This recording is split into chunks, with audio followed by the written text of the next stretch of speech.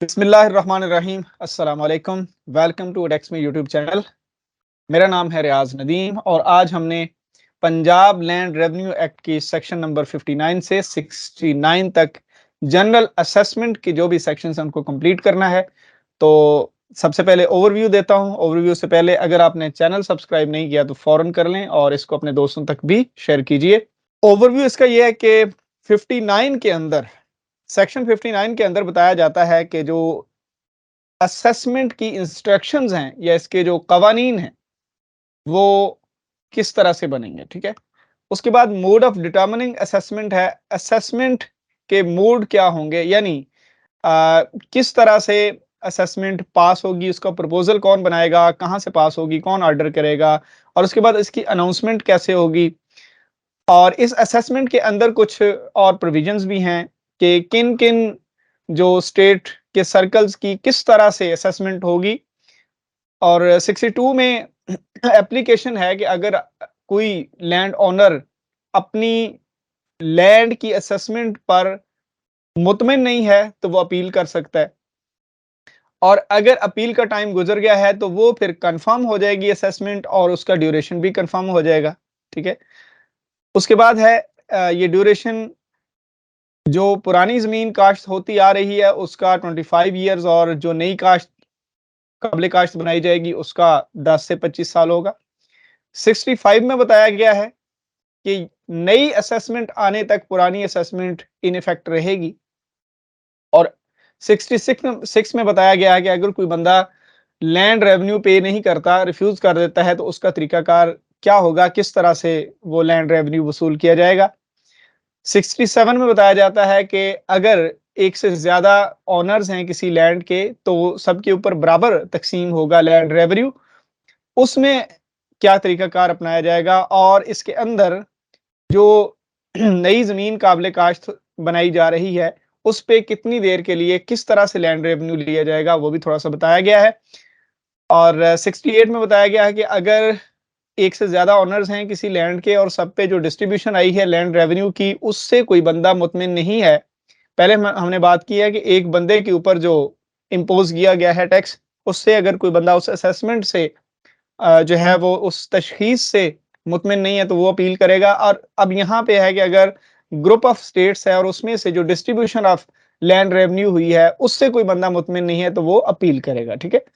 और 62 में जो अपील्स हुई और 68 में जो अपील्स हुई, इनका पहली जो अपीलेट इनकी अथॉरिटी है वो कमिश्नर है, और अगर कमिश्नर से इनकी सुनवाई नहीं होती तो फिर ये बोर्ड ऑफ रेवेन्यू को अपील करेंगे। तो ये है जी ओवरव्यू। तो अब हम तफसील से इसका आगाज करते हैं।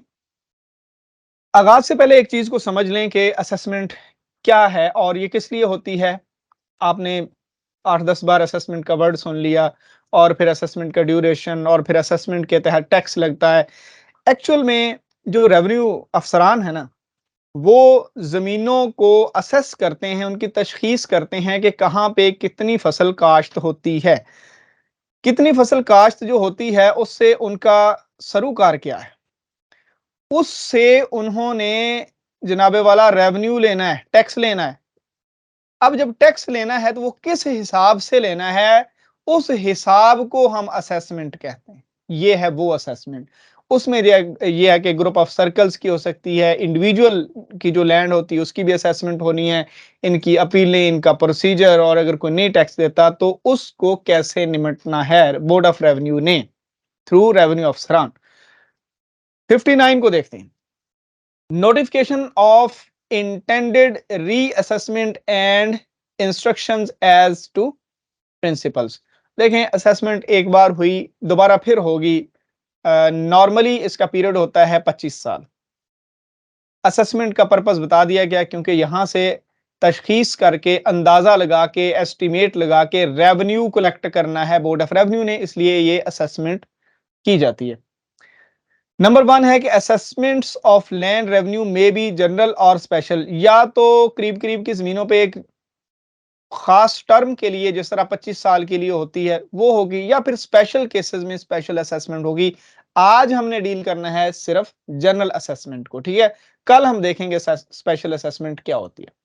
नंबर 2 सबसेक्शन कहता है कि जनरल असेसमेंट और reassessment of a land revenue of any area shall not be undertaken without the previous sanctions of government and notification of the sanction। साबका जो असेसमेंट हुई है उसमें जो प्रोविजंस आई हैं, जो सैंक्शंस आई हैं, उससे मुनाफी या उसके बरअक्स कोई भी असेसमेंट नहीं हो सकती। Number 3 subsection, in granting such sanctions government may give such instruction. जाहिर है जब गवर्नमेंट ने कोई सैंक्शन करनी है, कोई चीज असेसमेंट के लिए ऑर्डर पास करना है, तो उसके साथ इंस्ट्रक्शंस भी देनी है, ठीक है। अब जब जनरल असेसमेंट होगी तो जनरल इंस्ट्रक्शंस होंगी, अगर स्पेशल असेसमेंट होगी या रीअसेसमेंट होगी तो उसके लिए स्पेशल इंस्ट्रक्शंस होंगी। अच्छा 60 में क्या होता है, 60 में mode of determining assessment, assessment के मोड को कैसे डिटरमिन करना है कि किस तरह से असेसमेंट होनी है, किस तरीके से होनी है। जो लैंड की असेसमेंट होनी है उसके अंदर उसके ऊपर रेट कौन सा लगना है वगैरह वगैरह। अब हम इन चीजों को देखने लगे। General assessment shall be made by revenue office. देखें ये रेवेन्यू के अफसरान ने करना है, पहली बात तो ये जनरल असेसमेंट रेवेन्यू अफसरान करेंगे। Before making such assessment and revenue officer assessment, the revenue officer shell report through commissioner for the sanction of board of revenue his proposal. अच्छा देखें जब किसी रेवेन्यू अफसर ने असेसमेंट करनी है तो वो अपनी तरफ से नहीं कर देगा, वो जनाबे वाला कमिश्नर के थ्रू जो है बोर्ड ऑफ रेवेन्यू को अपनी प्रपोजल भेजेगा कि अब 25 साल मुकम्मल हो गए हैं, जनरल असेसमेंट होनी है, यानी रीअसेसमेंट कुछ जमीनों की होगी और कुछ की नहीं असेसमेंट होगी, होनी है, तो उसके लिए ये फार्मूला तय किया गया है फलां फलां जमीन के लिए, तो हमें इजाजत दी जाए कि हम इस तरह से असेसमेंट करें। कमिश्नर को और कमिश्नर मार्क करके आगे भेजेगा, ठीक है, बोर्ड ऑफ रेवेन्यू को। अब बोर्ड ऑफ रेवेन्यू की तरफ से अनाउंसमेंट देखें कैसे होगी। अब जब वो जो प्रपोजल भेजी है रेवेन्यू अफसर ने, वो कमिश्नर के थ्रू जो है बीओआर तक गई है। बीओआर ने अब क्या करना है, ये तरीका जरा इंपॉर्टेंट है, देखिए। After consideration of the proposal submitted by the revenue officer, 60 में प्रपोजल भेजा अंडर द प्रोविजंस ऑफ 60, ठीक है। The Board of Revenue shall pass such orders at as it may deem fit। जिस तरह से मुनासिब समझेगा board of revenue order pass करेगा उस प्रपोजल पे कि ये प्रपोजल एक्सेप्ट की जाती है या इसको रिवाइज किया जाए, ठीक है। Subject to the provisions of sub section 3 and 4। अब आगे 3 and 4 में सारी चीजें बताई जाएंगी, ठीक है। On the receipt of such orders, जैसे ही ये ऑर्डर बोर्ड ऑफ रेवेन्यू के आएंगे तो 3 and 4 के जो है ना उसके मुताबिक कार्रवाई होगी। अब रेवेन्यू अफसर, बोर्ड ऑफ रेवेन्यू के ऑर्डर जो रेवेन्यू अफसर को आए हैं उसके मुताबिक वो लैंड ओनर्स की तरफ अपने जैली अफसरान को एक ऑर्डर पास करेगा, ठीक है। उस ऑर्डर में तमाम लैंड ओनर्स के लिए और अपने जैली अफसरान के लिए हिदायत होंगी कि असेसमेंट कैसे होगी। Revenue officer shell make an order determining the assessment proper for each state concerned and shall announce it in such manner as government may by rule prescribe। जिस तरह से तरीकाकार तय किया है गवर्नमेंट ने उसके मुताबिक वो अनाउंस करेगा, भाई अब हम असेसमेंट करने जा रहे हैं, हमें बोर्ड ऑफ रेवेन्यू ने इजाजत दे दी है। सब सेक्शन 2 देखते हैं। At the time of announcing the assessment the revenue officer shall also declare the date from which it is to take effect। ये भी बताना है कि ये जो असेसमेंट है ये फलां फलां डेट से चलेगी, ठीक है। और subject to the other provisions of this act it shall take effect accordingly. बाकी जितनी भी प्रोविजंस हैं उनके मुताबिक ही सारी चीजें चलेंगी। नंबर 3 देखिए जिसका ऊपर जिक्र भी किया गया था कि 3 and 4 के मुताबिक ऑर्डर पास करना है, 3 and 4 के मुताबिक असेसमेंट होनी। देखिए 3 क्या है और 4 क्या है, ये बहुत इंपॉर्टेंट है, जरा तसल्ली से इसको समझिएगा। Subject to the provisions of sub section 4। देखें अब ये 3 की बात करने लगा है लेकिन यहां पे उसने कह दिया कि 4 की प्रोविजंस के को देखकर, 4 भी अभी हमने करना है, 4 में कोई चीजें जो है वो एक्सक्लूडेड होंगी, 4 में कुछ एक्सेप्शंस होंगी, ठीक है। 4 की प्रोविजन देखते हुए the average rate of assessment imposed under the provisions of sub section 1 subsection 1 में जो प्रोविजन दी गई है उसके अकॉर्डिंग नंबर 4 को देखते हुए किसी भी असेसमेंट सर्कल पर, किसी भी एरिया के असेसमेंट सर्कल पर in respect of which a notification has been issued, जिसके लिए नोटिफिकेशन इशू हो चुका है अंडर सबसेक्शन 2, या ठीक है सबसेक्शन 2 ऑफ 59 स्टार्ट में जब असेसमेंट की बात हो रही है, ठीक है, shall not exceed the rate of assessment imposed at the last previous, गुज़िश्ता जो आखिरी असेसमेंट हुई है उससे जो शरह बढ़ानी है वो 1/4 से ज्यादा नहीं होती। यानी लास्ट टाइम जितनी भी असेसमेंट हुई है, असेसमेंट से जो टैक्स आयद किया गया था उससे 25% तक इजाफा हो सकता है। जो लास्ट टाइम असेसमेंट में टैक्स इम्पोज हुआ था उससे 25% तक इजाफा हो सकता है। अच्छा, ये तो था सिमिलर लैंड्स का जो सर्कल है, देखिए ना, ये असेसमेंट सर्कल फॉर्मिंग खसरा वगैरह ना। अच्छा, अब आगे चलते हैं। प्रोवाइडेड दैट, एक इसमें प्रोविजन आ गई है, अब assessment impose on any state, अगर सिंगल स्टेट पर सिंगल ऑनर की जमीन पे लगनी है तो अगर उसका रेट नॉर्मल बाकी सर्कल से डिफरेंट है तो वो shall not exceed the rate of assessment of the last previous assessment on the state by more than half. देखें, ये दो बातें हुई हैं। पहली बात तो ये है कि अगर सर्कल की बात हो रही है तो सर्कल में 25% से ज्यादा इजाफा नहीं हो सकता पिछली असेसमेंट के मुताबिक जो टैक्स बना था, रेवेन्यू बना था। और अगर इंडिविजुअल की जमीन की बात आ गई है तो उसमें 50% तक इजाफा नहीं हो सकता लास्ट असेसमेंट से रेवेन्यू जो इंपोज करना उसके अंदर। अब ये जो तीसरा काम हमने करना है तीसरे सेक्शन में, सॉरी सब सेक्शन 3 पर जो हमने अमल करना है, ये स्टार्ट में उसने बता दिया था कि नंबर 4 को गौर से देख के करना है। 4 के अंदर क्या है, 4 में कुछ एक्सेप्शंस दी गई हैं। The provisions of sub section 3, देखें सब सेक्शन 3 के प्रोविजंस देखिए, shall not be applicable in case of land। अब देखिए कुछ जमीनें ऐसी होंगी जिनके ऊपर ये वाला तरीकाकार नहीं लगेगा, इनके ऊपर कोई और तरीकाकार लगने वाला है, ठीक है। देखें, पहली जमीन वो which has not been previously assessed to land revenue. देखें यहां तो सीधी सीधी बात बताई गई है कि जो सर्कल है उसमें लास्ट प्रीवियस से 1/4 से ज्यादा इजाफा नहीं होना, और जो इंडिविजुअल लैंड ऑनर की है उसमें जो है 1/2 जो है यानी 50% से ज्यादा इजाफा नहीं होगा, ठीक है। अब इनकी तो प्रीवियसली असेस हुई ही नहीं है। एक तो ये जमीनें निकल गई जो पहले असेस नहीं हुई, जो नई आबाद हुई होंगी। नंबर 2 पे वो जमीनें इनमें से नंबर 3 सबसेक्शन से निकल गई जो जिनका इन विच कनाल irrigation has been introduced after the date of the orders passed under the previous of provisions of subsection 1।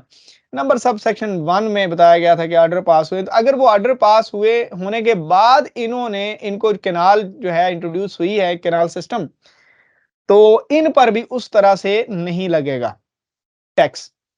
Number 3, वो तमाम एरियाज जिनको गवर्नमेंट ने अर्बन असेसमेंट सर्कल में डाल दिया है, वो अपना जो इमूवेबल प्रॉपर्टी टैक्स है अर्बन एरियाज का, उसके एक्ट के तहत टैक्स देते हैं, उन्होंने भी ये वाला टैक्स नहीं देना। तो ये 3 जमीनें सब सेक्शन 3 के असेसमेंट प्रोसीजर से निकल गई हैं। यहां पे एक और चीज प्रोवाइडेड, ताहम उन्होंने कहा कि that in case of lands in which canal irrigation has been introduced after, जहां पे ये देखें, जहां पे कैनाल सिस्टम बाद में इंट्रोड्यूस हो गया है उनका रेवेन्यू कैसे जो है वो मेंटेन करना है या कैसे अनाउंस करना है। After the specified after the date specified in this subsection the average rate of assessment shall not so far may be exceed the average rate. अच्छा, इनका जो है ना इर्द गिर्द की जमीनों से हिसाब लगाना, जिन जमीनों का तो प्रीवियस असेसमेंट नहीं हुई उनका, या फिर जहां पे नया कैनाल सिस्टम जो है वो इंट्रोड्यूस हुआ है, इनका टैक्स जो है वो इर्द गिर्द की जमीनों से, मिलती जुलती जमीनों से देखकर लगाया जाएगा, ठीक है। और जो सिटी एरिया में आ गई हैं उनके ऊपर अर्बन का जो इमूवेबल प्रॉपर्टी टैक्स है वो लगेगा। लैंड रेवेन्यू टैक्स एग्रीकल्चर वाला वहां पे नहीं लगेगा। बहुत इंपॉर्टेंट है जी, इसको जरा तसल्ली से देख लीजिएगा। 62 क्या है? एप्लीकेशन फॉर रिकंसिडरेशन, ये एक अपील है। एक अपील मैंने बात की थी ओवरव्यू में 62 की, एक 68 की, याद रखिएगा। इन दोनों अपीलों के ऊपर पहले कमिश्नर को अपील होती है, उसके बाद स्टार्ट में तो ये रेवेन्यू अफसर को होगी ना, रेवेन्यू अफसर के बाद इन अपीलों के ऊपर कमिश्नर और बोर्ड ऑफ रेवेन्यू तक बात जाती है। हाईएस्ट एपेलेट अथॉरिटी जो है बोर्ड ऑफ रेवेन्यू है, ठीक है। अच्छा, application for reconsideration of assessment any land owner में विद इन 30 डेज, ये याद रखिएगा। अगर आपने अपील करनी है कि आपके जमीन की जो असेसमेंट हुई है उसमें रेट वगैरह ठीक नहीं लगे, तो आपने 30 डेज में बताना है रेवेन्यू अफसर को अपील करनी है कि भाई मेरी जमीन की दोबारा असेसमेंट की जाए। अदरवाइज फिर मामला सजा की तरफ या जमीन की पोजेशन की तरफ जाएगा, ठीक है। अच्छा, ठीक है। प्रेजेंट, आपने उस बंदे ने present a petition to revenue officer for a reconsideration of the amount form or condition, जो शराइत लगी हैं, जो अमाउंट लगाई गई है, उसको रिकंसिडर करने के लिए दरखास्त देनी।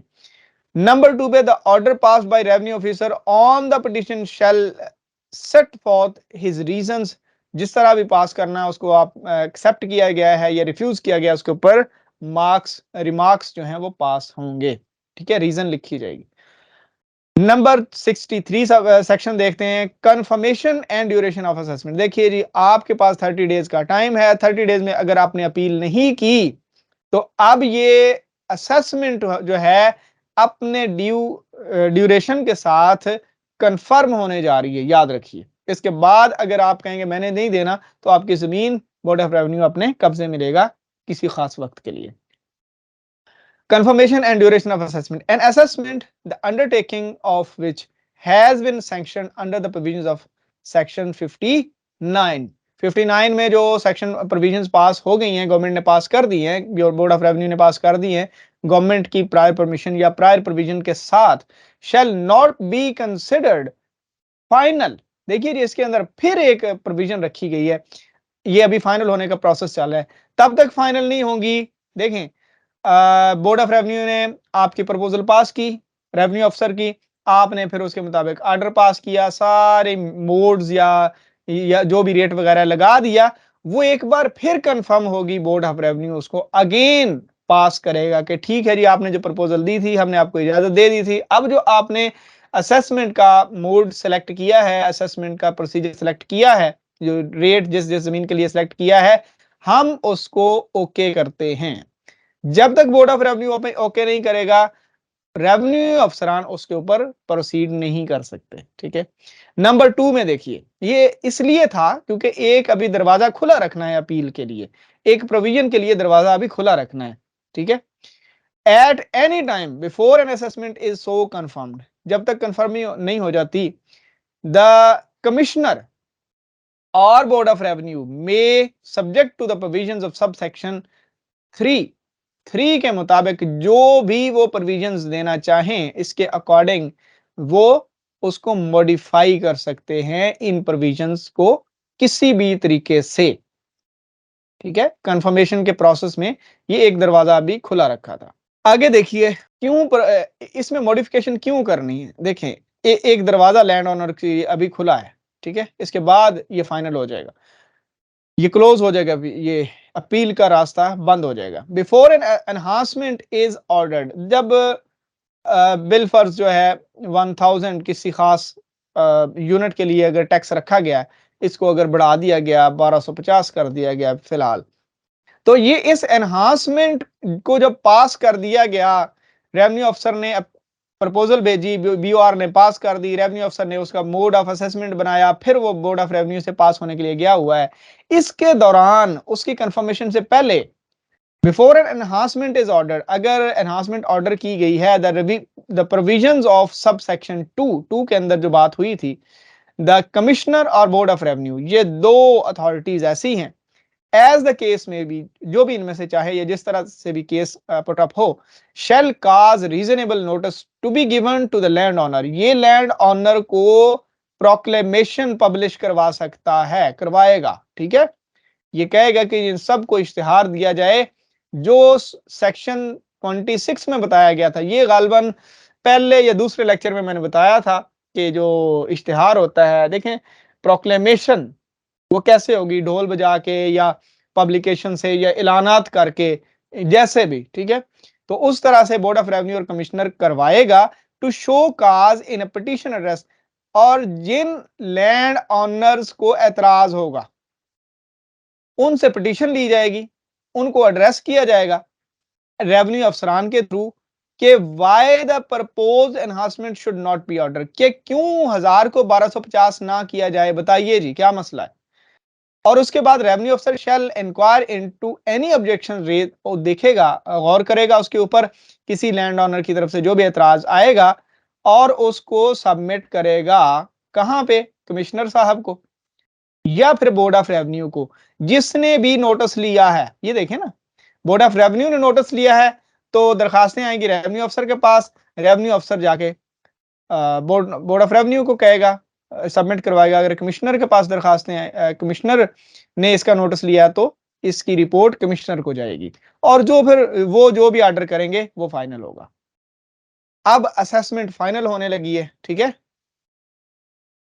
Duration of assessment, the board of revenue shall when confirming an assessment, ये बोर्ड ऑफ रेवेन्यू ने ही कंफर्म करनी है ना, बोर्ड ऑफ रेवेन्यू ने ही जब फाइनल कर देना है तो उसके बाद before the revenue board of revenue when confirming an assessment under subsection 1 of 63, इसके पिछले यहां पे ये, ठीक है, इससे पहले a fixed period of time for which the assessment shall remain in force।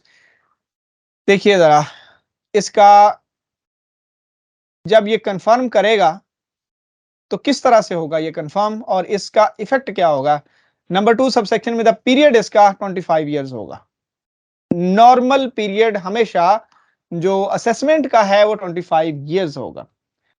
Provided that, इसमें एक प्रोविजन आ गई है, that a period not exceeding 25 years and not shorter than 10 years, maximum 25 होगा, मिनिमम 10 होगा। ये 10 किसके लिए होगा, specified by the board of revenue in which canal irrigation has been introduced after the date of the order pass under the provision of subsection 1।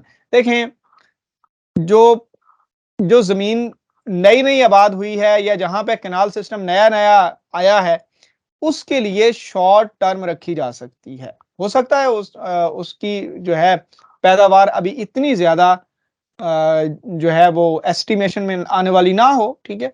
तो उसके मुताबिक board of revenue की इजाजत से, बोर्ड ऑफ रेवेन्यू की permission से जो है उसका पीरियड 10 इयर्स तक रखा जा सकता है, 10 से 25 के दरमियान। 65 को देखते हैं, assessment to remain in force till new assessment takes effect। देखें एक असेसमेंट हुई है बिलफर्ज 2000 के अंदर, तो दूसरी होनी चाहिए 2025 के अंदर, लेकिन अगर उस एरिया में रेवेन्यू अफसरान किसी और काम में उस वक्त बिजी थे या फिर किसी का ट्रांसफर हो गया या जमीनों की कोई और अलॉटमेंट चल रही थी, वो कहीं और बिजी थे, तो अगर साल 6 महीने 2 साल आगे गुजर गया है तो भाई ये नहीं होगा कि टैक्स कलेक्ट नहीं होगा, जो लास्ट असेसमेंट है उसके मुताबिक होगा, यानी जो पिछली असेसमेंट हुई थी उसी रेट के हिसाब से चलता रहेगा।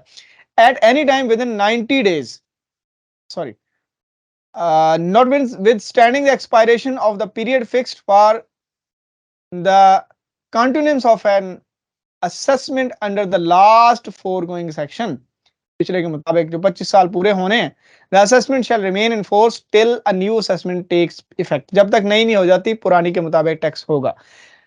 अब देखिए अपील का टाइम था पहले 30 डेज, फिर बोर्ड ऑफ रेवेन्यू के पास भी नोटिस लेने का इख्तियार था, और फिर अनाउंसमेंट हुई है, प्रोक्लेमेशन हुई है। ये देखिए जरा 26 के अकॉर्डिंग एक इश्तिहार दिया गया है, एक अनाउंसमेंट हो चुकी है।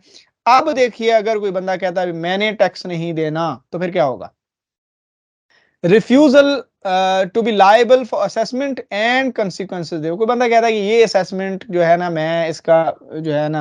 मैं इसके अकॉर्डिंग पे नहीं करूंगा, at any time within 90 days, 90 दिन के अंदर किसी भी वक्त, ठीक है, the announcement of an assessment, assessment के 90 दिन के अंदर, द लैंड ऑनर और where there are more land owners, एक या एक से ज्यादा अगर लैंड ऑनर्स हैं एक जमीन के, एक खित्ते के, any of them who would be individually or collectively liable for more than half the sum assessed. देखें, अच्छा इसको दोबारा रीड करते हैं। who would be individually, फौरी तौर पे उन्होंने जितना असेस हुआ उसका हाफ जो है वो देना है।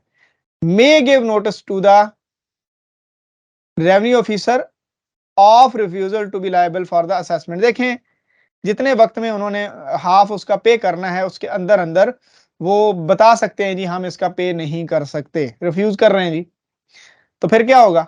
Number 2, when the revenue officer receives a notice under subsection 1, अगर किसी से वो रिसीव करता है जितने में उन्होंने पे करना था उसका हाफ, उसमें वो उन्होंने नोटिस दे दिया कि भाई हमने ये पे नहीं करना, द कलेक्टर में टेक पोजेशन, जो डीसी साहब है उस जमीन की मलकियत खुद हासिल कर लेंगे, एंड डील विद इट, और फिर वहां पे काश्त करवाएंगे जिससे मर्जी, as nearly as may be, ठीक है, जो करीब तक हो रहा होगा, as it is annulment of the assessment thereof had been ordered as a process for the recovery। अब ये रिकवरी ऑफ एरियर जब हमने पहला ही चैप्टर स्टार्ट किया था उसके अंदर ये था, तो रिकवरी के लिए एक तरीका कार है कि अगर कोई बंदा टैक्स नहीं दे सकता या वो कहता है मैंने टैक्स नहीं देना, तो हम उसकी जमीन ले लेते हैं और उसमें से पैदावार उगाते हैं।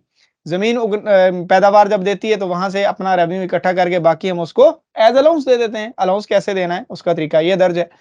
while the state is in the possession of the collector, the landowner or landowners shall be entitled to receive from government an allowance। Government फिर उनको पैसे देगी, भाई आपकी जमीन हमने काश्त की है, आपको भी हिस्सा मिलेगा, हम अपना टैक्स काट लेते हैं बाकी आपका।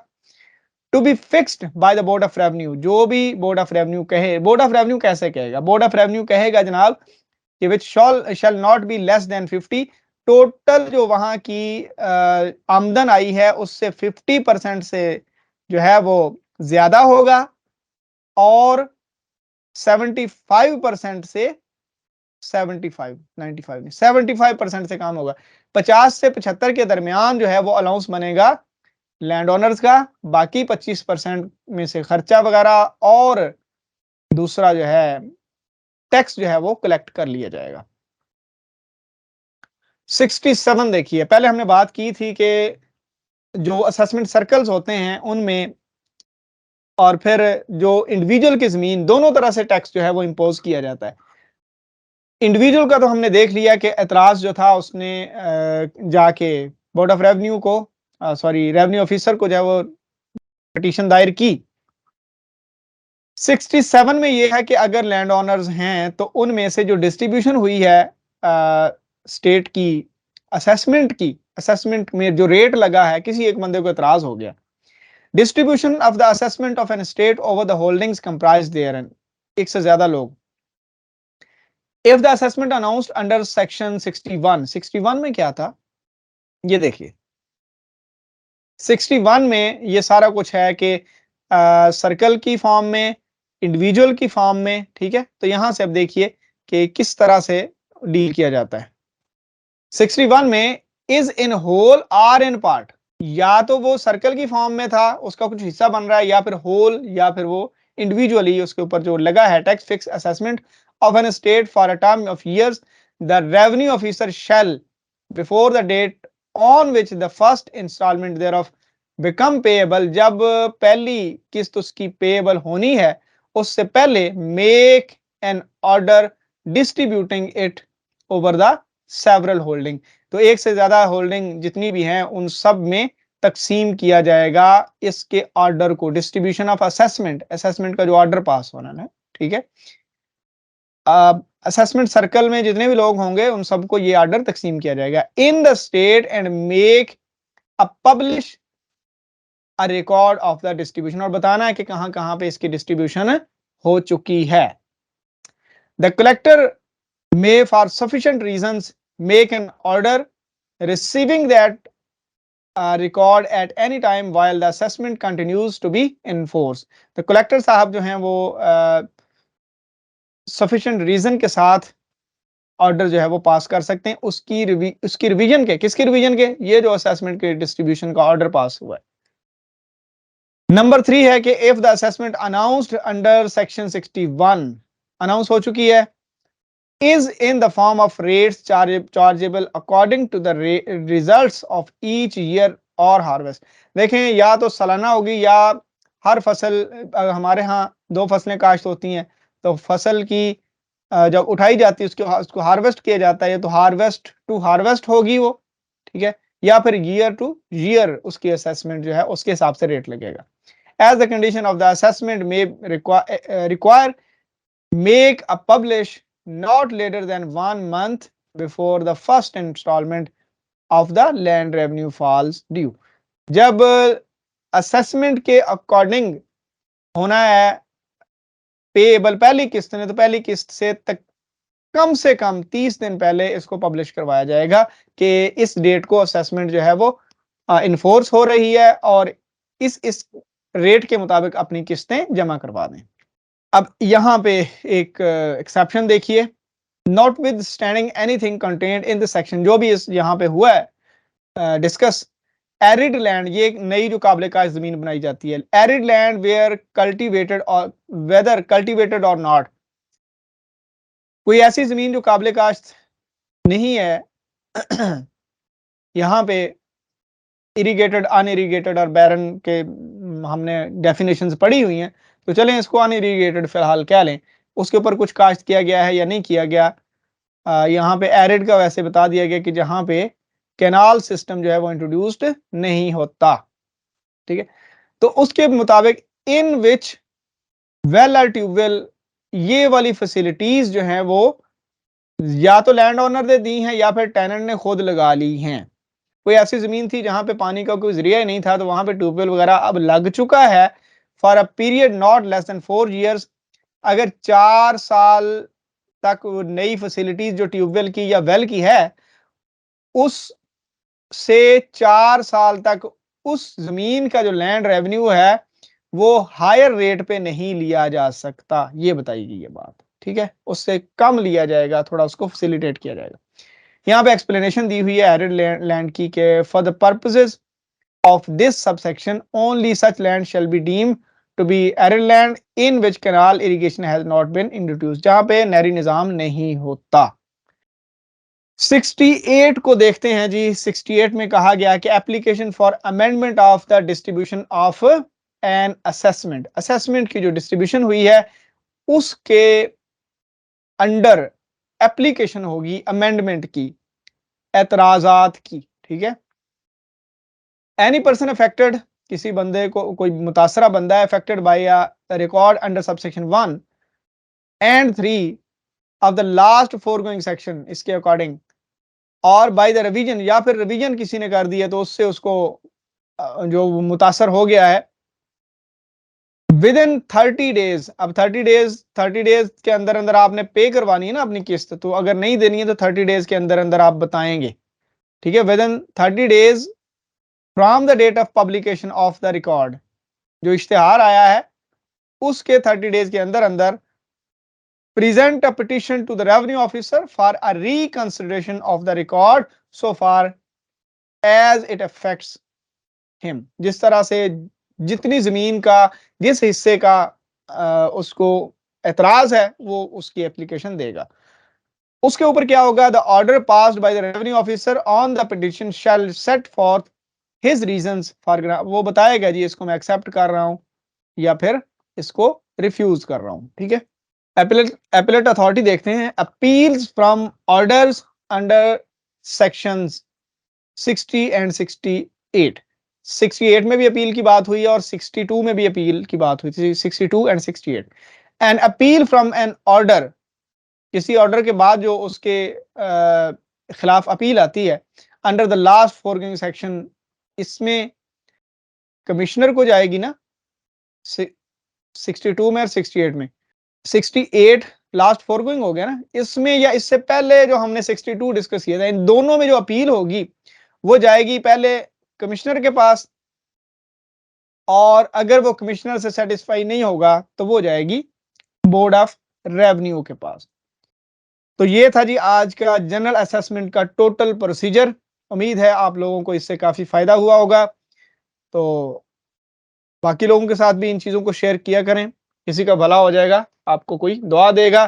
अपना बहुत सारा ख्याल रखिए और खुश रहिए, लोगों के लिए आसानियां पैदा कीजिए, हमें दुआ में याद रखिए। अल्लाह ने के बाद।